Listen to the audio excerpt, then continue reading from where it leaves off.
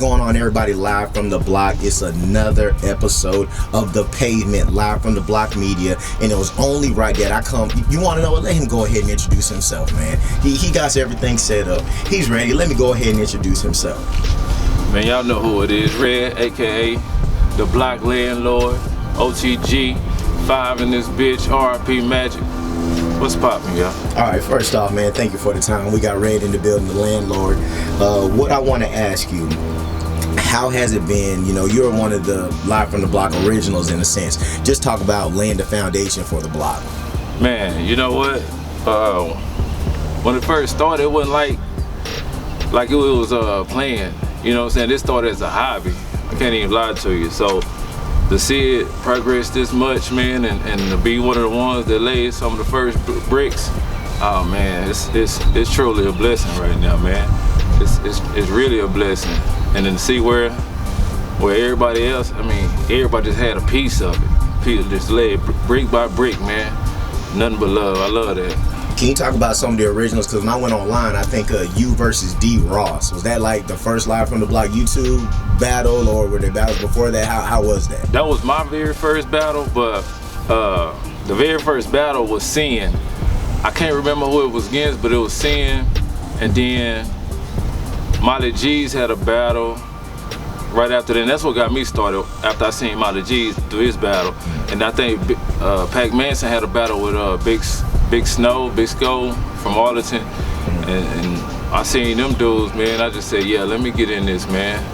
Can you talk a little bit about, I know off camera we talked about, you said Molly G's, he was one of the guys that got you to battle. Can you talk a little bit about that? Yeah, so like I said, me also, man, we've been rocking for a long time. My brothers and them, OTG, so we all been rocking at the club, at Club Chrome, man. That's where it all started. So we used to all get it in. So Molly G's is a part of Riot Squad.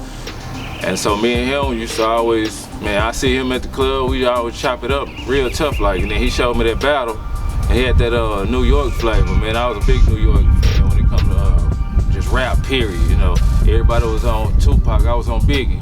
So me and Molly G's, we clicked like that, then it was history after that. So what would you say is probably the biggest difference from now to then, as far as just the block and everything all together, the biggest differences you see? Man, I say back then it was a little more grittier, man.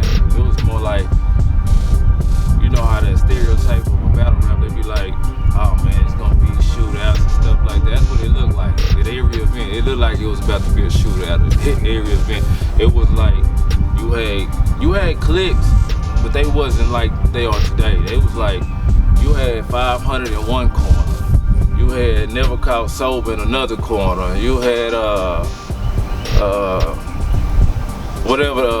Genzo and his team in one corner. It wasn't no everybody meeting the thing and everybody chopping it up. Nah, it was like, yeah, you get out of line, something gonna happen. So it wasn't as, and I don't want to use the word friendly, but it wasn't as social as it is now. Nah, it wasn't social like this at all. And it wasn't extra though. It wasn't extra like right now.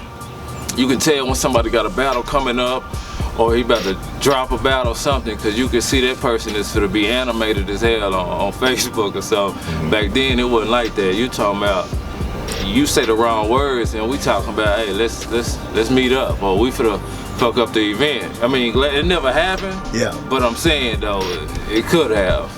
I'm glad that did happen, definitely. Me too.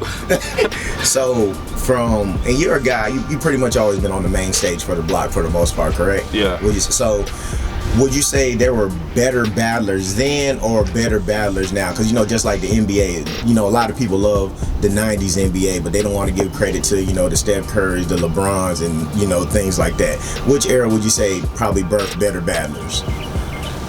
That's kind of hard to say which one birthed better battlers, but I would say this, back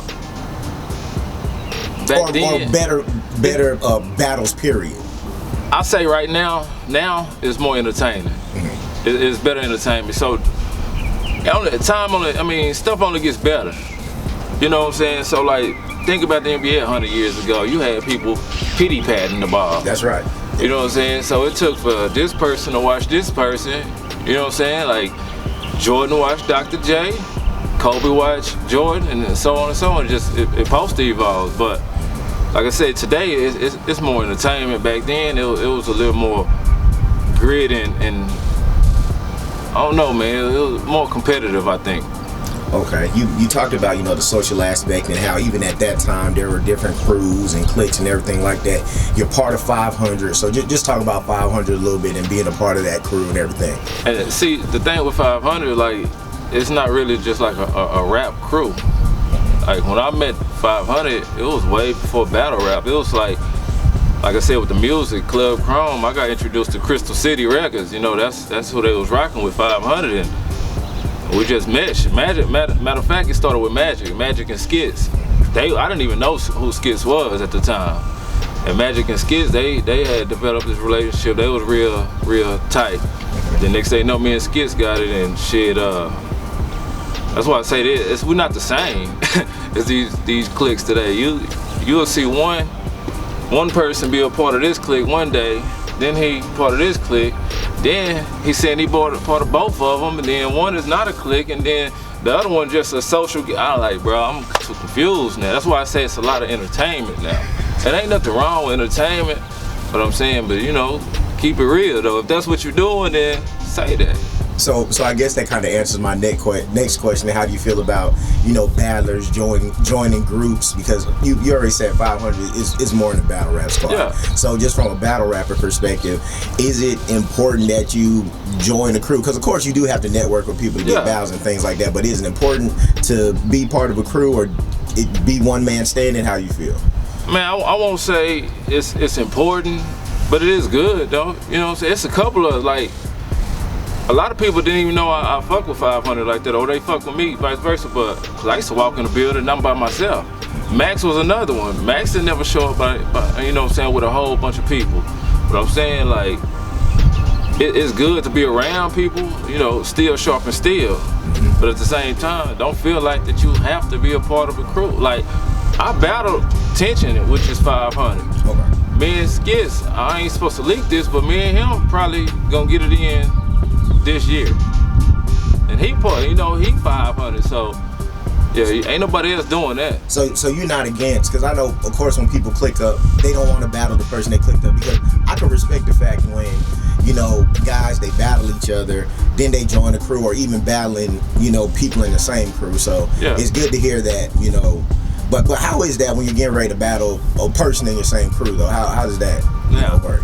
I always said this since I've been on the block. People treat you how they see you. So with that being said, like, if me and Tension, when we battle, it wasn't like he called me and we didn't call each other and say, hey bro, we not gonna say this and we not gonna say that. It was already known. There's certain boundaries you don't cross, because like I said, they gonna treat you how they see you. I know battle rap people say anything goes, but it's also a respect factor. Like, certain people and certain things you just can't say. I totally agree with that. And you being someone who has been here, still here, as far as DFW battle rap, where would you say the state of DFW battle rap is right now? What would you put it, especially when, of course, Austin's doing their thing, Houston's doing their thing? Where would you say the state of DFW battle rap is right now? I think they're doing their thing right now, you know, and I like it. I just think if we come together a little bit more, you know what I'm saying, DFW probably be the best in Texas, if not the best already, in my opinion. It's like, man, Live from the Block produced a lot of stuff, like from the stage on to other stuff. Like, you got people selling merchandise now, and you know what I'm saying, rappers that probably wasn't, and I'm not talking about anybody, but I'm saying you probably got certain rappers that probably wasn't known or didn't have a big fan base until they got a couple battles under their belt, and then that allowed them to do other things.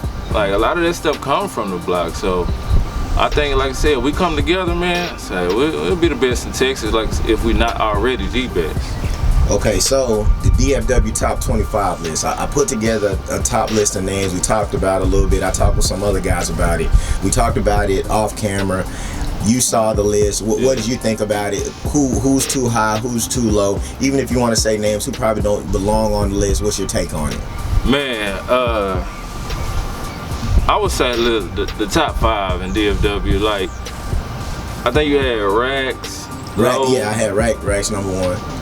And right now, Rax doing his thing. Honestly, I feel like Low is better than Rax, in my opinion. So if I had to I would probably put Low number 1 right now. In the Metroplex. Low being the number 1 in the Metroplex. That's my opinion. Then I would probably go with Street Hymns and maybe Rax, Trebo. Benji, like, I haven't really seen too many of his battles, but I was impressed with him and Fellow. So, but I think I'm ranked number 20. I'm ranked number 22 in that. I'm not mad about it though. You know what I'm saying? You're like, nobody ever. There's no paper trail of me complaining about it. I like there it. were some upset people that I heard. I'm like, do better. That's all I can say. Do better. So one of the things that Live from the Block, you know, the coveted banner, about that, who are some people that you believe are hands down, almost like the Hall of Fame in the sense, like hands down top selections, then maybe the people are in the middle, like a Live from the Block banner, who are the people that you say deserve hands down to be there, then people that deserve honorable, real high consideration? Man, for 2019, I would say, and this is just last year, right? Because 2000, right, 2020. Okay, so 2019. Okay. So Joe is one of my favorites to be on this banner, man. Joe put in a whole lot of work. Jalen, Syntex, Low, OG, Eliza Versa. She probably need the 1 or 2 spot up right now, and she probably deserves to be high on that top 25 list too. Cause right now, man, she on a tear. Oh yeah, like, hey, when anybody gets a chance, and this what happened. I know the battle's gonna come out soon, but I was standing by Red when Verse was battling LA Spitter, and he said it's about to get bad. I did. And I'm just gonna say it did. So when that battle drops, hey, it's gonna be a goodie for sure. It's gonna be a goodie. It was second round. I said it's about to get bad. So who would you say is probably some up and comers that you can see possibly, you know, making, you know, a run at the banner? On the block, Cheese, if he learn his format, you know, learn how to piece it together and stop just going out there just rapping. You know what I'm saying? I heard Trebo giving him a little advice. If he take that advice he got from Trebo, man, he'll be a problem. I think C-Dale nice. I like his style. He talk that dope shit. I love that. Tim English, I think he got potential too. We got a few young spitters. So this is another question that I have as far as the rankings, because not too many people have the battles under your belt. Me just looking through it, because, you know, Ryu, definitely a Live from the Block legend. Molly G's, Pac Manson, K9, you and Fellow got it in. Al G's, like you said, Tension, you battle, man. Like there's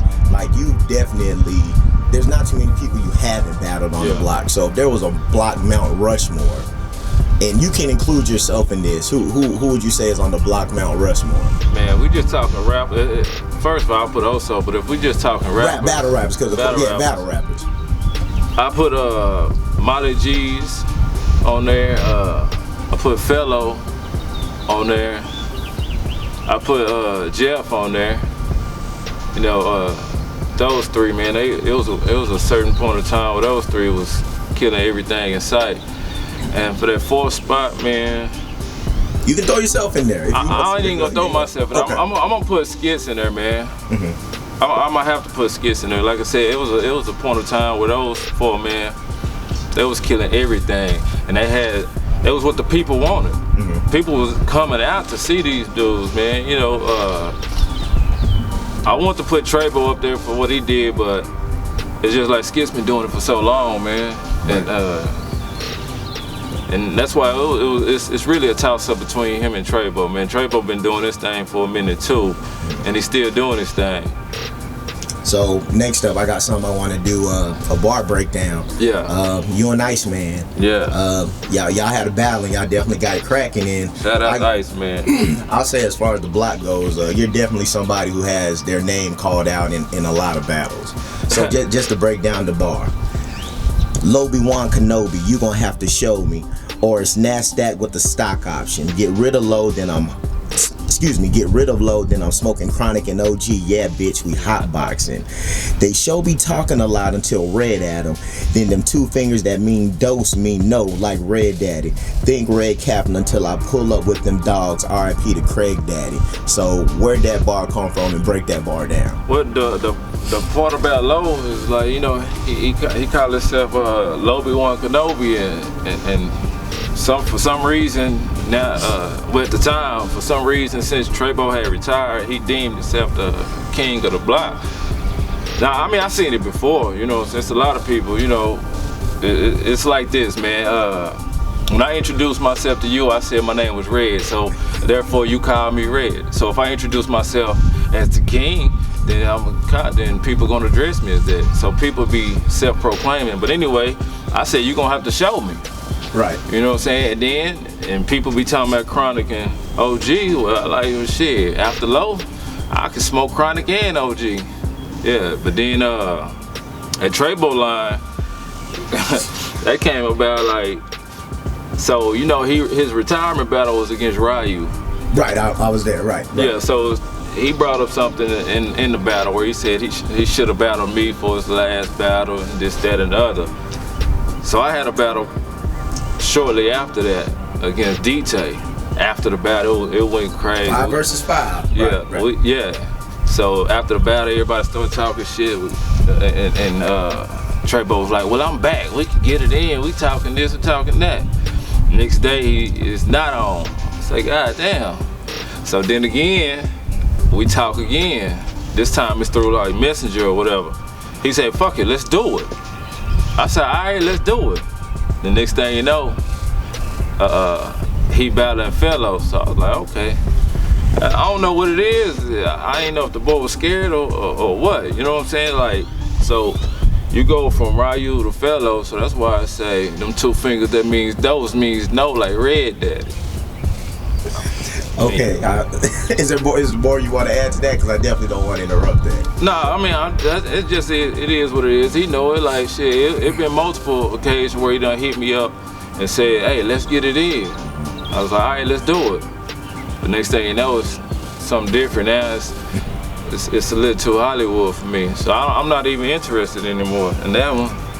Okay, so that moves me to my next question. As I stated earlier, there's a lot of people you've battled on the block, a few names you haven't. So, op list. Who are the ops, you know, necessarily the guys that you do want to see, whether they're URL, King of the Dot, block guys, who are some guys that Red definitely want to see, whether it be in the next few months, this year, or even, you know, 2021? Well, me and B Magic, we still got it locked in for this year. Okay. Yeah, we still gonna make that happen. It was 1 round. We're gonna do 3 rounds now. Okay.